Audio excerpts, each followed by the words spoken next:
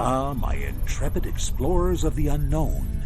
George Booza here, the voice of Beast from X-Men, the animated series in X-Men 97. Oh, my stars and garters, an adventure awaits at the Uncanny Experience.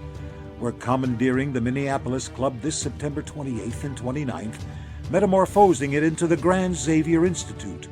Join us for a symposium of panels, a mutant marketplace, esteemed celebrity meet and greets, an illustrious cosplay contest, the exclusive Hellfire Club, all followed by the after party in the mansion.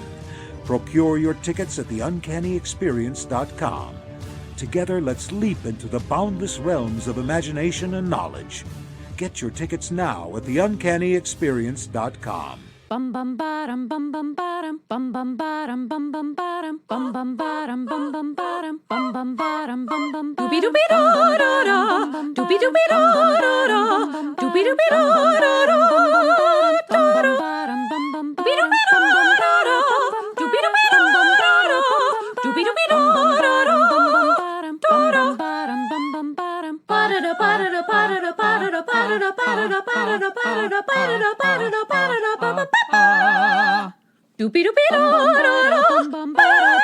You are now in session with the Comic Book Couples Counseling Podcast. I'm Lisa Gullickson. And I'm Brad Gullickson. And each month we evaluate a different iconic romance within the four-color realm. And in this episode, the river has claimed another. It is not good to speak of it. The creature does not like to be spoken of. It is why it pulls the breath from their lungs and fills them with black mud from our Creator Corner. We're dissecting Creature from the Black Lagoon Lives with Dan Waters and Ram V. Not only that, friends, but we have some exciting news this week. We do. Possibly you remember from a few weeks ago when we were talking with Zach Quaintance about the Death of Comics bookcase and his journey from comics journalist to comics creator. And Lisa and I were like incredibly inspired by that transformation that he managed to pull off. And we were, speculating and fantasizing about the possibility of the two of us creating comics in the near future. And we actually got a message from friend of the pod, Christian Ward, after he listened to that episode. And he was like, yeah, I would definitely read some Brad and Lisa comics. Aw, that's very nice. It was very flattering. And it felt like permission from the universe. The universe spake through Christian Ward via DM and said, Brad and Lisa, make some dreams come true. And, for a while, as we said in our conversation with Zach Quaintance, we've been contemplating story ideas together, but we haven't really made any actual effort to make comics. We were stuck in that fantasizing space. Mm-hmm. However, an opportunity has arisen. Comic creator Jason Mikulski reached out to us about a project that he is putting together with some other really rad folks. It's called Pots and Panels, a comic cookbook anthology. He asked us if we had a good idea for such a gig, and it just so happens that he hit us at the moment where our foodie obsession is at an all-time high. We have just devoured 5 seasons of Tournament of Champions. We have watched so many cooking competition shows that we have no choice but to watch Bobby Flay. Yeah. We've literally seen everything. I'm really enjoying Triple Threat. I am. And the story pitch came to us more or less immediately. We were standing in the kitchen, barely beginning to brainstorm. I mean, it came to you. Right. I was game for it. I had no idea. And then the idea hit you like a light bulb. And then I was a little nervous about that idea. Because the way I presented the idea is, Brad, I had the best idea. You're going to hate it. That's right. And then she said it. And then I was like, well, I see why you would want to talk about that in comics form.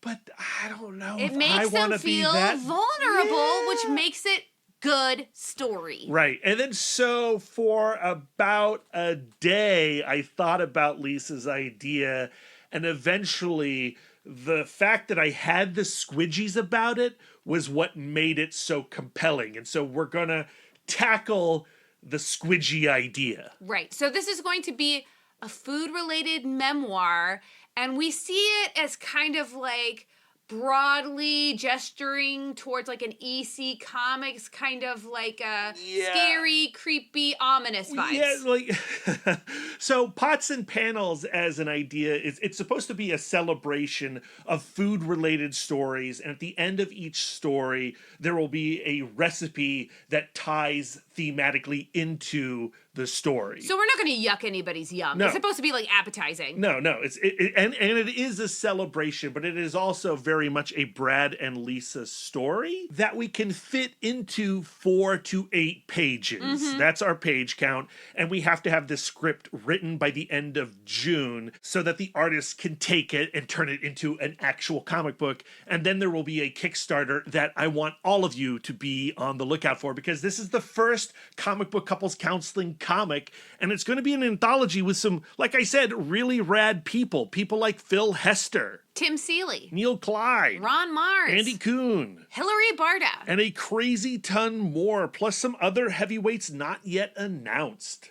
I could not be more excited that we're taking part in this anthology, but I am also terrified sharing and talking about it this early before we have even really, all we've written is the pitch. Yeah, I hear you, and I feel that a little bit, but the reason why I wanted to talk about it now, even before we've written the script, is to put some actual pressure on us. We now have to deliver, Lisa. And that is the difference between an introvert and an extrovert. The extrovert goes like, the energy has to come from the outside. That is and true. The introvert goes like, I can't do it now because people are looking at me. I know. And, I'm sorry, not sorry. But I guess that's also part of the fun of it being a Kickstarter, is that people want to get involved. People want to see it get made. Yeah. So we're excited to take you on this journey, even if it makes me feel deeply uncreative and dysfunctional. Like, you've dabbled a little bit already in comics with Batman Year Wa and Weapon Ek, and I've been seriously jealous about those projects that you did with 100% Comics, and I'm just excited now that I have something. Yeah, that's true. That's true. And I'm really excited that I don't have to draw this one. It can be drawn by someone who can actually do sequential art. This is a dream come true kind of thing, and something that we have been noodling on for a very, very, very long time. Something that has gone, that began way before the podcast even. And it's nice to see some actual headway in not an opportunity, but headway in my desire to create again. Well, I think part of it is both of us are the kind of people who need parameters. The fact that this comic has a theme, it has a number of pages we need to fill, it's got deadlines, Right. like all of that kind of fuels our creative energy. Where I look at people like Dallas from Comics Collective, who every day sits down and writes his novel. You know what I mean? I look at that, I go how? That's just superpowers to me. Well, that's the thing that we've discovered, right? We've met the people who create, right? And they're just like us. They're just creating. So all we need to do is create, is to take those ideas that we've been running draft on in a loop inside our imagination and actually put it into a document, onto a page. And that guarantee that someone's actually going to look at that page is a huge motivating force for us. So you guys got to fund this Kickstarter. And you should probably get used to us talking about it a lot because we're damn excited about it. It's still very much in the development stages, but there is a website that you can go look and browse and check out all the creators involved, and that link you can find in the show notes. Now on to our main topic of the episode. Ram V and Dan Waters are making their comic book couples counseling debut.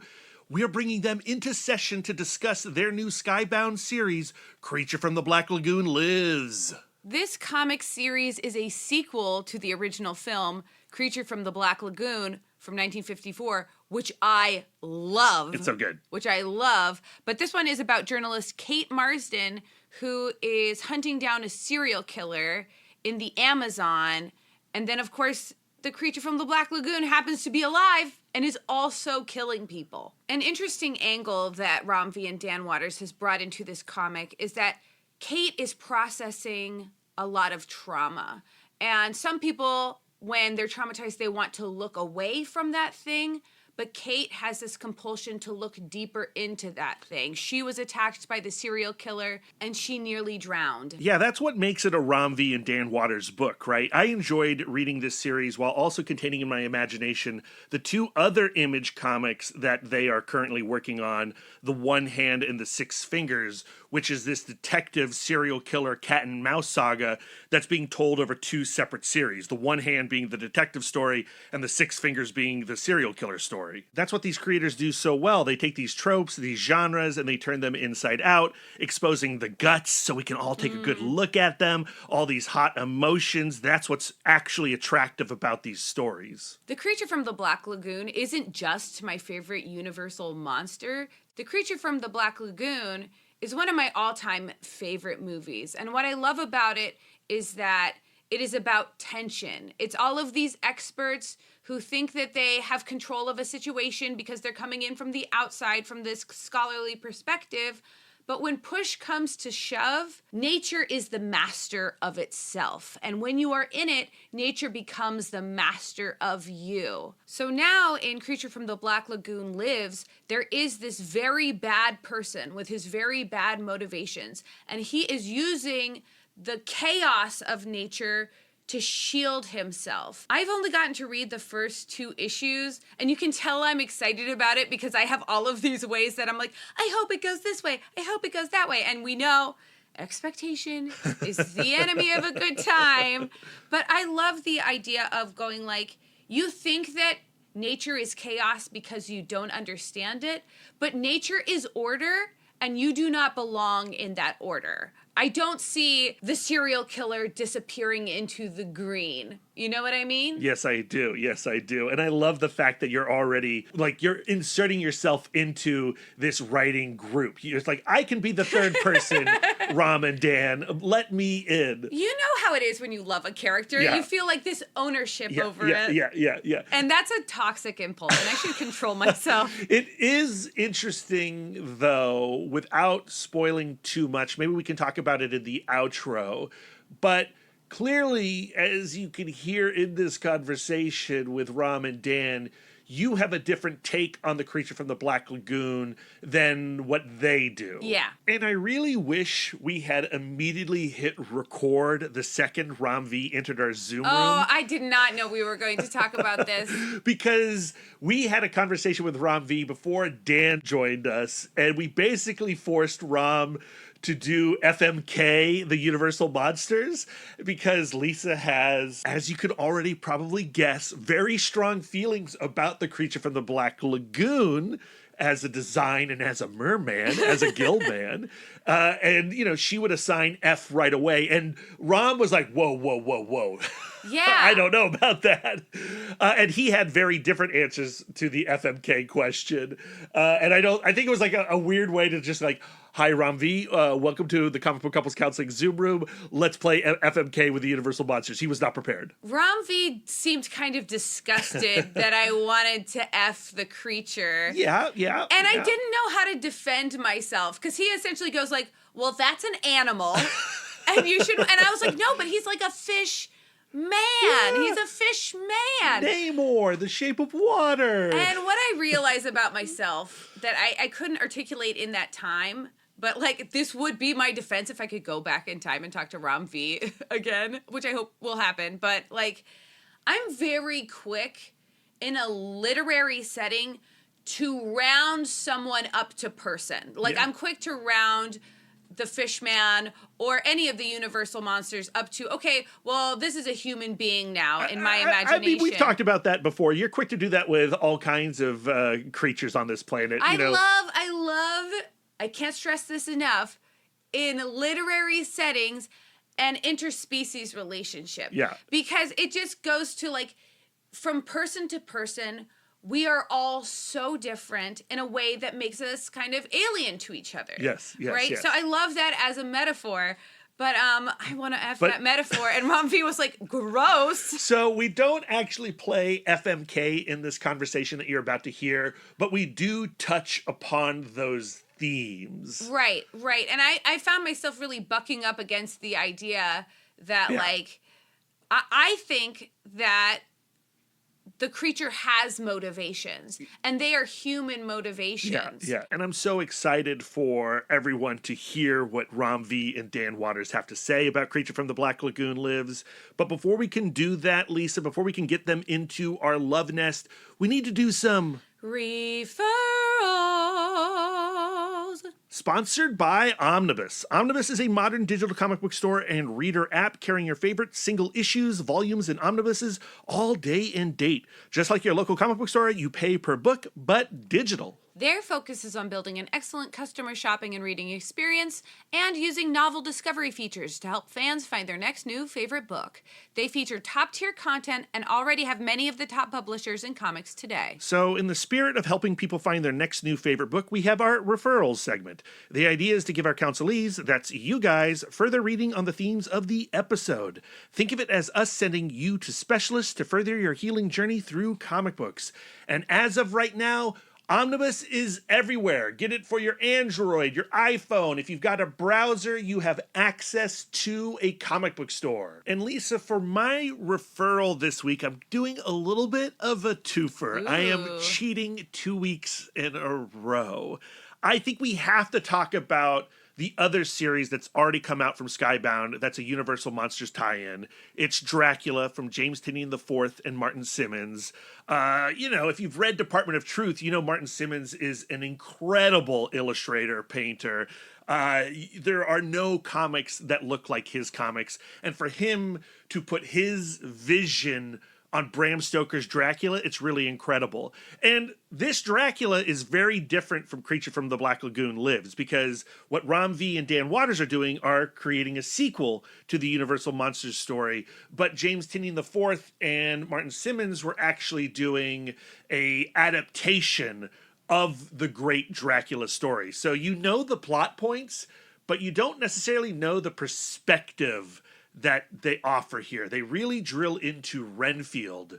And again, Renfield's perspective through the lens of Martin Simmons, there's really nothing like it cinematically or in a novel. Like you have to experience this version of Dracula. That's so exciting. I also love Bram Stoker's Dracula, so another take on it. Just yay. Yeah, the hardcover has just come out from Skybound. I highly recommend it. But if you do find yourself feeling a little nostalgic for the Bela Lugosi iteration, I would suggest then hopping on over to Humanoids, because they published a biography of Lugosi called Lugosi. It's from cartoonist Corinne Shadmi, and it is a thick, massive, heavily researched saga of a very complicated, tragic, and larger-than-life person. Lugosi, man, he really did live it. Those are excellent recommendations. I think you could really make a day of reading these Universal Monster-related books. Absolutely. A little spooky in June, why not? Yeah. There's no law against it. It doesn't have to be October. I decided against going in the Universal Monsters direction, but I found a book that kind of marries my interpretation of the original 1954 film with Ram V and Dan Waters' interpretation. And it is The Sucker by Ellie Shivers, and it is from Silver Sprocket Comics. Silver Sprocket. You know I love Silver Sprocket, Lisa. It's so good. And this book visually is very like Silver Sprocket-y, where it's kind of monochromatically green and sparse, but very acting forward. These characters are very evocative. This book is about a biologist and a photographer who go on assignment, and they are estranged friends, and them meeting again on this uninhabited island in the Philippines is like very awkward for them. And then it gets even more awkward when they discover this rare species of giant squid. And they discover that, I used discover twice. That's okay. They discover that they have very different principles about what to do with this creature. And of course, tensions rise. And to me, I am a lot less likely to round a squid up to human than I am to round a humanoid shape up to human. So I feel like it takes that kind of personness a little bit. I still think squid are people, but it takes that humanness and obscures it a little bit more for me. I love it when we refer a comic that the other person has not read. Yeah. I am definitely going to check that out. And Lisa, I hope you check out both of my Dracula recommendations. I will, on Omnibus. Yes, they're both available. All three, because I cheated. All three are available on Omnibus right now. Again, if you have a browser, you have access to it, or an iPhone, or an Android. You know how that is. And if you do check them out, let us know what you thought of them. And on that note, Lisa, we got to get done with these referrals and bring Ram V and Dan Waters into the Love Nest. Issue 2 of Creature from the Black Lagoon Lives is out today, this Wednesday. Pick it up, put it in your pull box. We're halfway through the series, only 2 more issues to go. I find the working relationship between Ram V and Dan Waters for this project to be really unique. I don't think that we've really seen anything like this on the podcast before. Yeah. And I think we both went into this conversation not knowing exactly how it worked. Yeah, that's a fun discovery. There's a lot going on in this chat, so let's get to it. Ram and Dan, welcome to Comic Book Couples Counseling. Hello. Hello. Pleasure to be Hi, here. thank you for having us. We are super excited. We are major Creature from the Black Lagoon fans. It was one of the first horror films that we bonded over. And it's incredibly exciting to have a Creature from the Black Lagoon comic out in the world. I think just to get things started, I'd like to know what your history was with this film. So I actually watched it as a teenager because I had friends who were the artsy fartsy horror type, and they were like, we should watch black and white horror films. And so I did, but I didn't really appreciate it at the time. It was only after when I got interested in storytelling and film and art, and I realized that the creature had been the inspiration for so many creators that I really loved, like Abe Sapien from Mignola's Hellboy, or The Shape of Water, Del Toro's movie, all began as something's inspired by Creature from the Black Lagoon. So I went back and watched it and developed a new appreciation for the film. And then I think it was a few months after that Skybound got in touch, and they were like, hey, do you want to do some creature books? And they were wondering which ones I'd be interested in. And I think before that question was done, I was like, what are you doing with Creature from the Black Lagoon? Yeah, I mean, Ram says, he's friends with the artsy fartsy types who are like, let's watch black and white horror movies. I was the sort of idiot horror team type who was like, I'm going to watch all the black and white horror movies just because I want to see, people overact, and I want to see castles wobbling, cardboard castles wobbling, and I want to see Vincent Price ham it up. So I loved those films. I loved all the sort of anything black and white, anything schlocky, anything sort of like with that sort of wonderful sort of vibe, from Hammer to Europe to Universal to all the weird little independent ones made in someone's garage. But the creature is a sort of standout in terms of cinematography, and it sort of bridges this gap between the sort of folklore stuff that folklore and sort of literary stuff that Universal in particular have been doing since sort of the 20s, and it sort of bridges the gap between that and the sort of giant radioactive ants and people and things that came in the 50s, when the sort of fear switched into people stopped being scared of the dark and started being scared of science, basically. And I'm wondering, like, thematically, how did you interpret The Creature from the Black Lagoon as a film? Like, what did it mean to you? I think this became essentially part of my original pitch. I thought the creature was meant to be a mirror held up to people and their obsessions, and in looking at it, it embodies the unknowable. You don't know its motivations. You are fascinated by it, and yet you know nothing of its origins. And to each person who looks upon the creature is whatever they need it to be. And so I realized then that the true horror was the nature of human obsession. And to tell a contemporary story with that that was also fascinating. That story came out at a time where, as Dan said, people were afraid of science because science was doing this thing where it was telling us you don't know anything, and suddenly people were afraid. Now we live in an era where science tells us you know everything. Like we know how, the sun works. We know how to create it in a lab on Earth. And so in an era where humanity is kind of saddled with the hubris of knowing everything, what do you see then when you look into a dark mirror and it still shows you your own obsessions? So I'm also fascinated by the idea that things from beyond our time will judge us for what we have done. And I think the creature being this oceanic thing, it certainly to me reads as being older than humanity itself. And so to have this creature that has spent all of this time on this planet look at us and go like, what have you made of yourself since I last saw you, is quite fascinating as well. The sort of elevator pitch that the Brahm came to me with was the sort of creature from the Black Lagoon meets True Detective, and I sort of immediately knew where he was going with that, and I thought it was a really interesting idea. That True Detective, like series one in particular, has all these sort of allusions to the King in Yellow, Robert Chambers, which is this entirely ethereal, sort of like Lovecraft sort of ran with it and stuff. But like even Cthulhu, we know he's got like sort of he's got a squid face and he's got wings and sort of rises out of the ocean. The King in Yellow, like you never even get that much. You get sort of sort of whispers of a play of a so you've got a reflection of a reflection of a reflection, and that makes it even sort of more enthralling in my view. Yeah, the creature sort of becomes this. It doesn't have the same sort of length of history as like a lot of the other Universal monsters or a lot of other sort of like monsters that show up in movies. It's kind of this unknowable but clearly ancient thing, and we don't get any more of it than that. And I think that's exactly where we wanted to like tap into it thematically, and that's where you look for the horror in a creature story.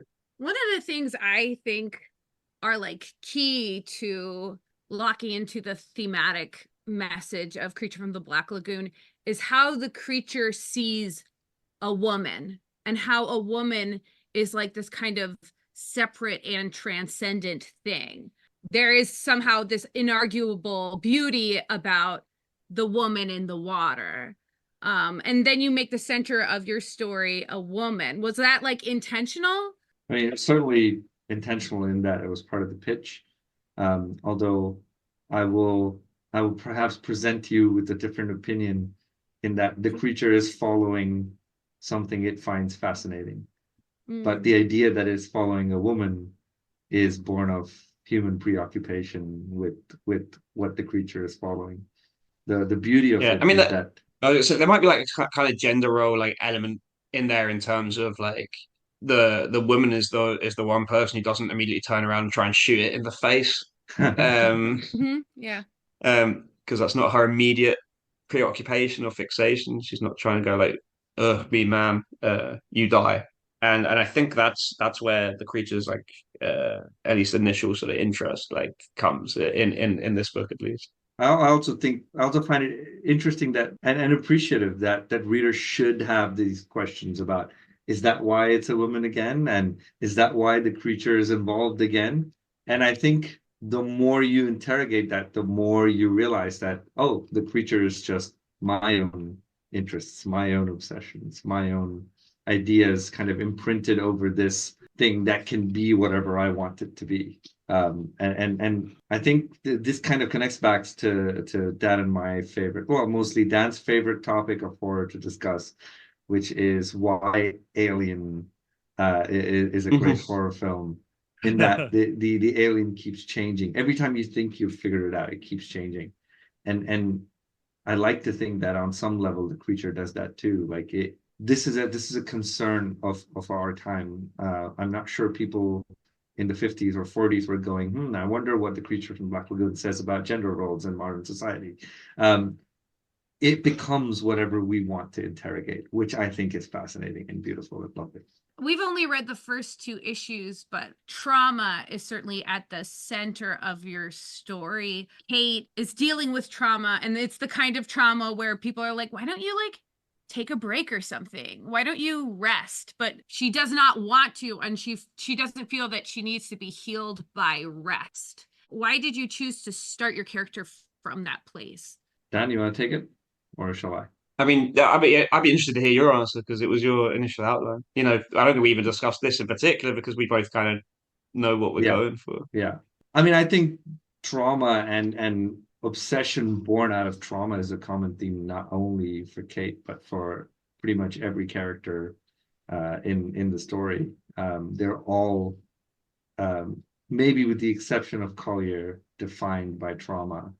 And they were not always like that. And so Dr. Thompson also is now defined by his trauma.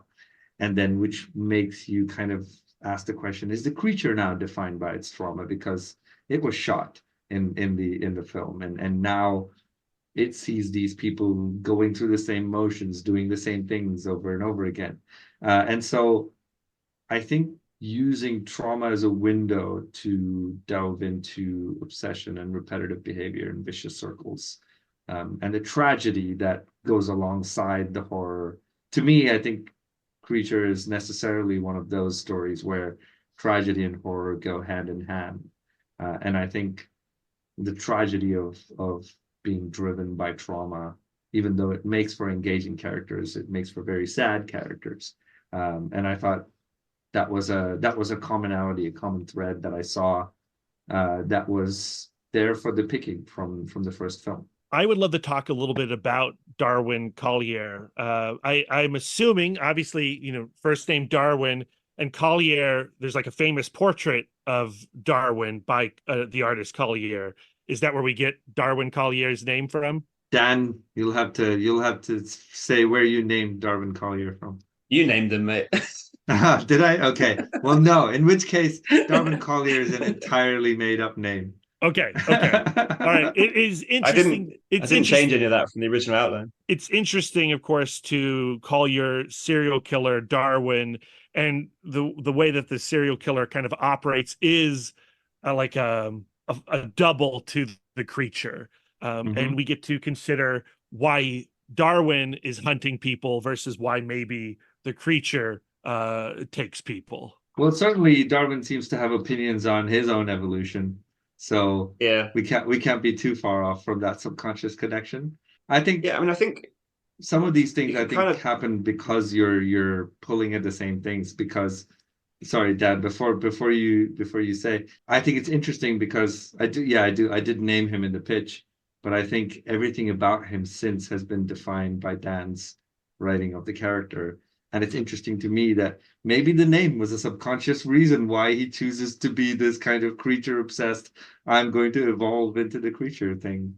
Yeah, I mean, I think, like, you know, we've got to like look at the last like two questions you've asked in terms of, you know, Kate being defined by trauma that's kind of there already at the beginning of the book, and then Darwin having this sort of obsession with you know, what we would probably think of as regression, but he doesn't. To be honest, that might not even be in the first two issues of the book. We might be giving stuff away at this point. But, Spoilers. That's okay. That's okay. But I think you know, we sort of went in, or at least I went in with this theme of sort of depths, both, you know, sort of physical and mental, and the unknowability of our sort of own psychological depths. That was, you know, sort of a preoccupation, and it's a preoccupation that sort of Kate is developing like throughout the book as well. You know, trying to get.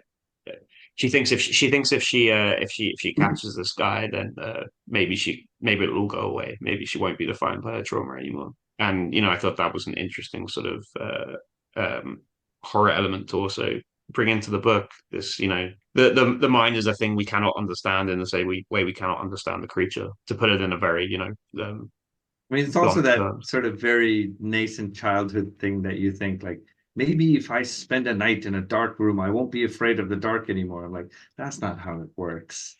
Go ahead, try and spend the night in the dark room. See how that goes for you. I also have, like, you know, thinking about Creature from the Black Lagoon and the origins of it and where you're taking this story. We have this as human beings. We have this like self-perpetuated myth that like getting answers to stuff will somehow like make us feel better, or understanding the motivation of someone will somehow make us hurt less, when like, especially when it comes to things like trauma or things like the mystery of the universe.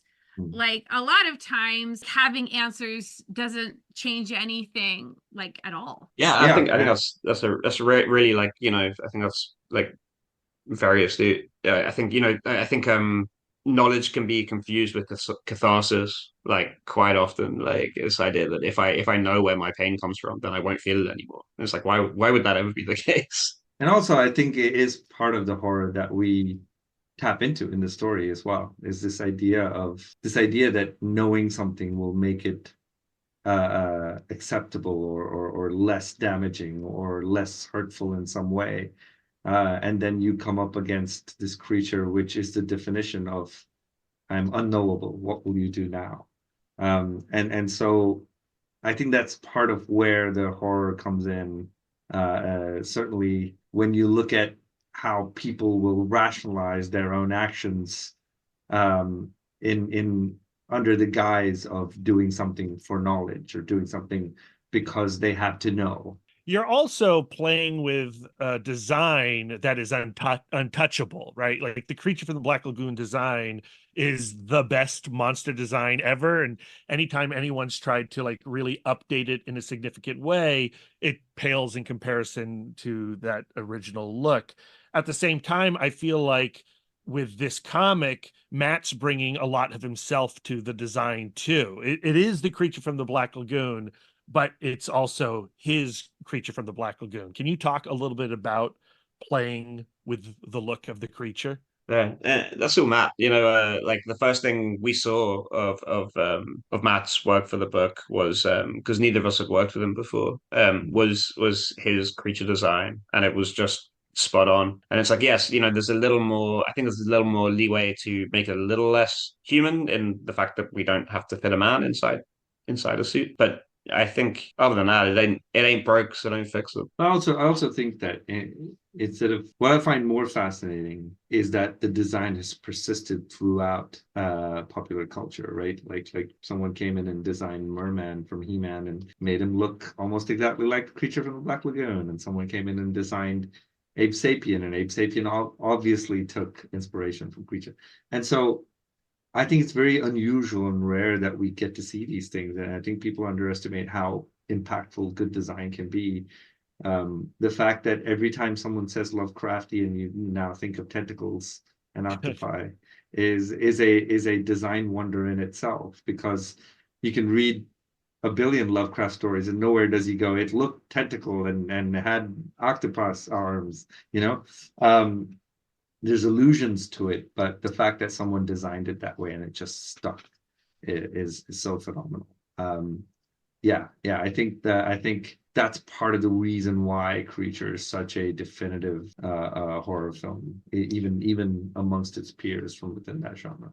Brad and I, we love comics. We love them so much, and they're often the product of like collaboration. What I find so fascinating about collaboration in storytelling is like a lot of storytelling is like propulsed by mystery, like, oh, I'm gonna noodle on this for a while and see where noodling on this little mystery takes me. And I just find it interesting listening to each other talk and going like, there seems to be still a lot of mystery about each other's motivations when creating this story together. And I'm just wondering, when you come up with something to include in the story, do you ever withhold part of the information, you do know what I'm From saying, your partner. Brad? From your partner, Yeah. so that you can tuck a personal motivation in a collaborative work. That I asked it weird, but No, I got totally get what you mean,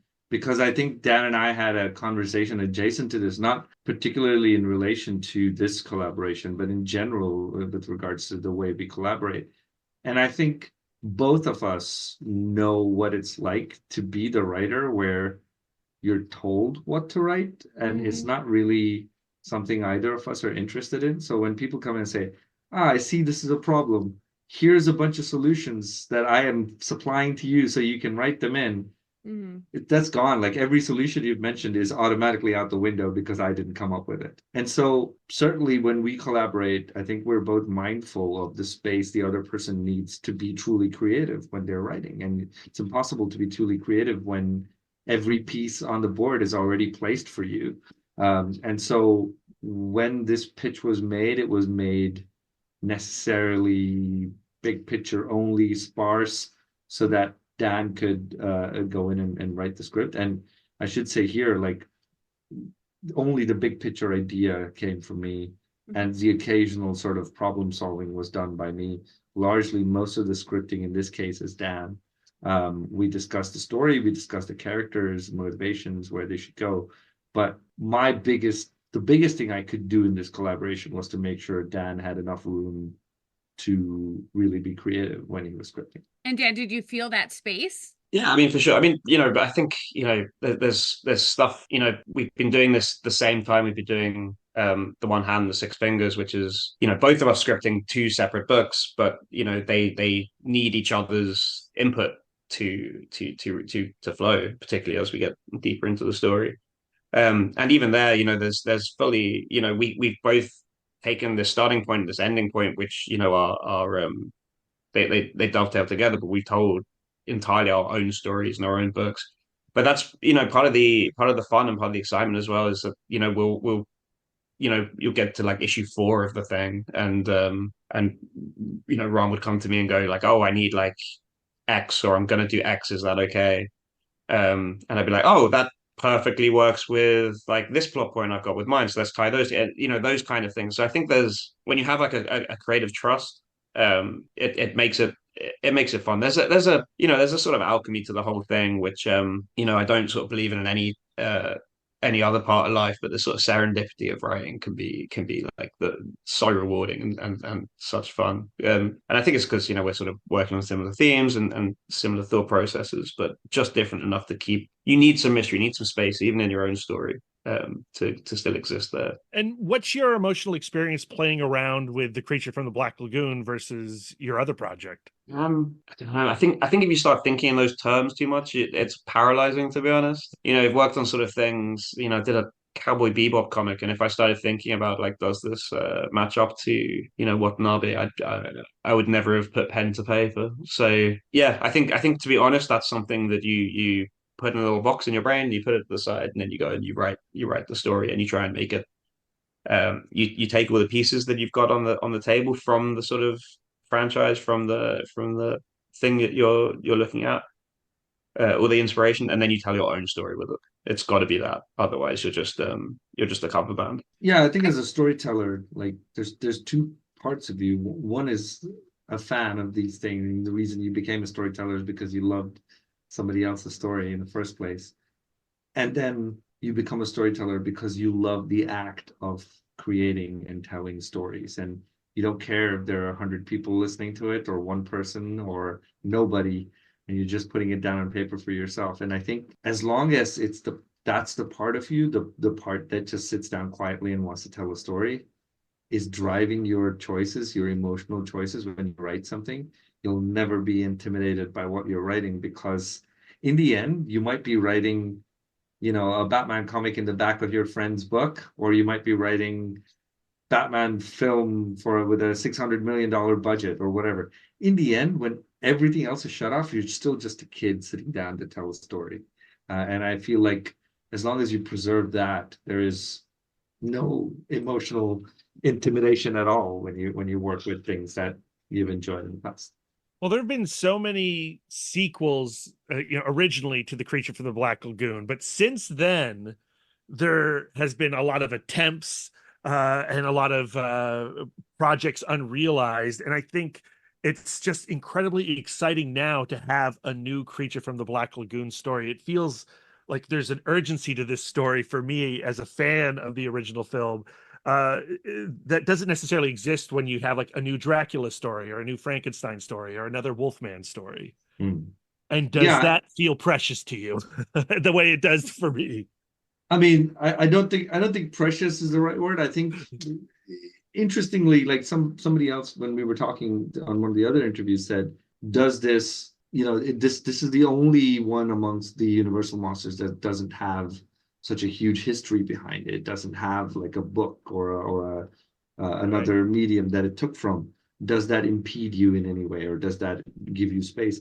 And I think it's a similar-ish kind of answer, because I think part of the reason why it's so difficult to make a sequel to this is because the material is what you have in that 1.5 hour film, right? You don't have other things that you're pulling from. Whereas with something like Frankenstein or Dracula, there's already a universe, a world, characters that you're pulling from. But what that also means is you're entirely free to be completely unweighed down by the need to include things that somebody else made, and you get to do something from scratch and create characters from scratch. And I think that is very creatively exciting and very creatively encouraging. So I'm kind of excited to see what people make of like Collier as a character now placed and in reflection of the creature. I think that is going to be interesting.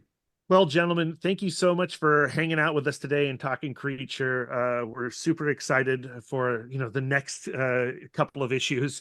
We're eager to see where this story is going. Thanks so much for having us.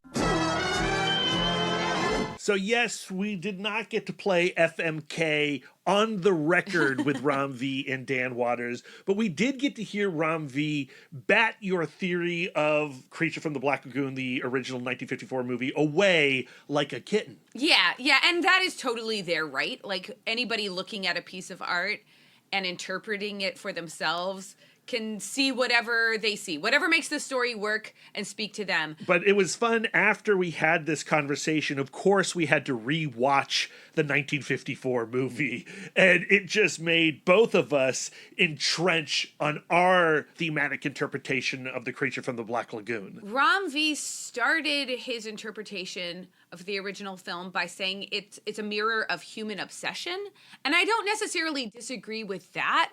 But I do think that Kay, the woman in the original film, her womanness is what activated the creature. The creature wanted to kill the men and keep the woman. And for them to say, like, oh, well, that's just a sign of the times, that's why it was like that, to me, I think is dismissive, because, of course, we interpret the film in the context of that time, but that was that time speaking of itself, and that time has continued to evolve and exist up until where we are right now. So for me to go like, oh, well, they just need a sexy woman in the film, I just don't receive that. But that's what's exciting about a project like Creature from the Black Lagoon Lives, right? Is that Ram V and Dan Waters saw the film, they interpreted it in their way, and then they make this story, Creature from the Black Lagoon Lives, which then leaves room for other creators to come in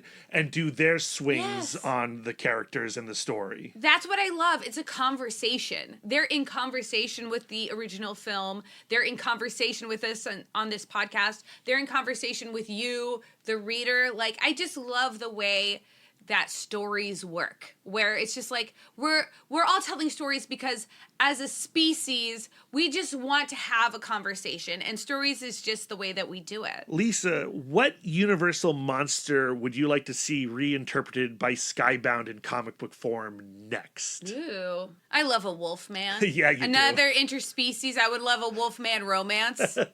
I would go Wolfman next, even though I feel like the perfect reinterpretation of the Wolfman already exists in An American Werewolf in London, but I'm all here for more Wolfman stories.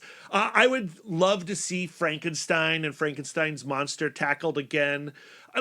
What's interesting is now that they've given us a readaptation in Dracula and a sequel in Creature from the Black Lagoon Lives, what do I prefer? And I don't know if I actually have a preference. I just want really rad creators to Yes. take on these characters. Me too. I totally agree. Like, to me, I just love Universal Monsters as a writing prompt. And Yes. for cool writers to go like, well, this is what I want to talk about in relation to the Universal Monsters. And I think we also, at this point, have to recommend Alan Moore and Kevin O'Neill's The League of Extraordinary Gentlemen.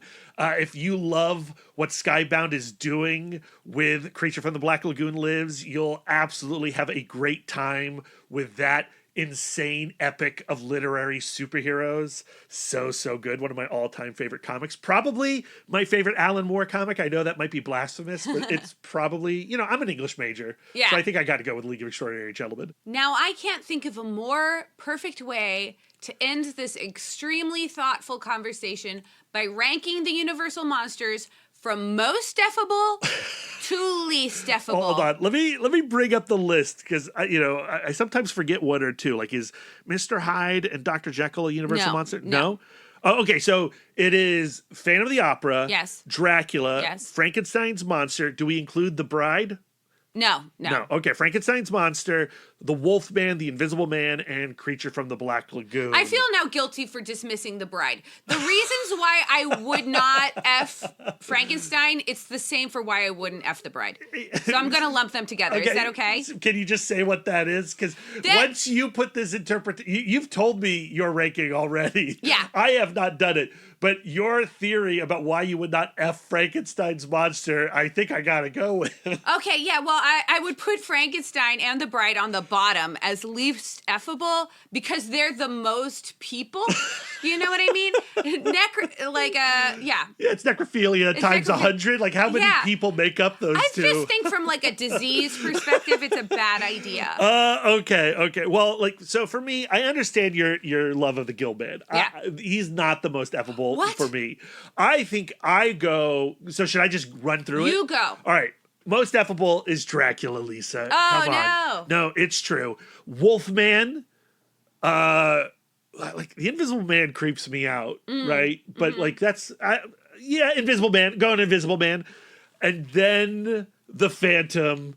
And then Creature. I think I got to put Creature at the bottom. I'm with Ram V and Dan Waters. Oh, I'm hurt. Okay, here's my list. So it goes... Creature for the Black Lagoon. He's number 1, of course. Number 2, Wolfman, right? Yeah. Number 3... Oh, you forgot the Mummy. Oh, the Mummy. Well, no. Mummy is dead last. Oh, yeah? He's just dust. No, Frankenstein is dead last. Then Mummy. Okay, so I've gone Creature, Wolfman. Number 3, Invisible Man. I think it would be very interesting. Like, what a fascinating experience. Number 4 is the Phantom of the Opera. He has some toxic impulses, but he is a patron of the arts. So it's like, yay. Sure. Also, like, as an opera singer, like, I feel like we'd have a lot to talk about. Number 6 is Dracula, because he is the manifestation of toxic masculinity. You know what I mean? Yeah, but Then comes the Mummy, because even though he is a dead person, he has the good sense to wrap it up, right? And then finally is Frankenstein. Because he's the most people diseasey. Oh boy. I hope everyone enjoyed that. But we do want to hear your ranking of affability. Context free. Yeah. Tag us at Comic Book Couples Counseling, but just say, here is my ranking, and we'll know what you're talking about. And that is going to do it for this week's episode. And it is our last episode of May, Lisa. We're moving into June. And June is going to be a massive comic book couples counseling month. We're kicking things off with one of Lisa's idols. Yes. Not just her favorite stand-up comedian, not just her favorite television producer, actor, writer. One of my all-time favorite human beings. We've been trying to make this conversation happen for over a year, but now the book is out, and now is the time to have our conversation with Maria Bamford and Scott Marvel Cassidy about their new Fantagraphics book, Hogbook and Laser Eyes, Lisa. I'm so excited. I love this woman. I just love her. As some of y'all know, I'm a huge stand-up comedy dork, and I have loved Maria Bamford since Comedy Central in the 90s. So if you have not checked out her comedy, it is very It is very me. It's like about mental health. It's about fragility and vulnerability and just like feeling like a goblin in your own skin. If you would like to prep for this episode, I would recommend our listeners check out Lady Dynamite on Netflix. Yes. That will give you the vibe of Maria Bamford's comedy and what they're attempting with Hogbook and Laser Eyes, which is an incredible graphic novel that is out next week. Yeah, it's about how Maria and her husband Scott fell in love, but from the perspective of their elderly pug dogs. And then the week after that, we will have Jordan Morris back on the podcast talking about his new second original graphic novel, Youth Group. We also appeared recently on his Free with Ads podcast, and we were talking about Tank Girl. Yeah! That episode is not up yet, but when it is, I'll be sure to add a link in the show notes. It's a silly Billy one. And then on June 23rd at 4 o'clock at the Alamo Drafthouse in Winchester, Virginia, as part of our comic book film club, we will be screening Ryan Reynolds in not Deadpool and Wolverine, but Green Lantern. Yes, that's how we get hyped for Deadpool and Wolverine. We watch Green Lantern again on the big screen. If you are a patron and you are going to be at that film, let us know. We will get your tickets. And finally, we hope you are subscribed to the Fanbase Press YouTube channel because Lisa and I will be guesting once again on their feed talking about this year's Eisner Awards nominations. A lot of great comics to celebrate this year. Okay, Brad, I'm going to go use that hall pass you gave me. I'm going to hang out in the Black Lagoon and just see what happens. You know, you get a hall pass for Gill-man. That's fine. Where can our listeners send their words of affirmation to you? And words of sympathy to @MouthDork on most social medias. If you have words of affirmation for our logo, you can send them to Aaron Prescott @ACoolHandFluke. And if you have some words of affirmation for our radical banner art and show posters, send them to Karen Chapp @Karen_XMenFan. Lisa, where can our listeners send their words of affirmation to you? I'm always accepting words of affirmation @Sidewalk Siren on Instagram and Twitter. If you'd like to spend more quality time with us, you can subscribe to us on Podbean, Spotify, YouTube, Audible, Apple Podcasts, or whatever app you choose. We're everywhere. If you'd like to get exclusive, you can join our Patreon, where you'll get more content, including weekly bonus episodes. If you'd like to reach out and touch us electronically, you can email the podcast, cbccpodcast@gmail.com. You can visit our website, comicbookcouplescounseling.com, or follow us on all the socials @cbccpodcast. You can give us the gift of 5 stars on Audible or Apple Podcasts, and if you'd like to do an active service, why not write a review of the show while you're there? Yes, please. We are fluent and receptive in all 5 love languages. It really warms our hearts and helps the pod. So until next time, friends, keep your love tank full. And your psychic rapport open. Now on to our main event. It's time to bring Ram V and Dan Waters into session, talking about their new 4-issue series from Skybound, Creature from the Black Lagoon Lives, Lisa. Ooh. I wanted to make a spooky sound for Universal Monsters. That's dumb. I shouldn't have done it. Did I ruin this take? Oh no!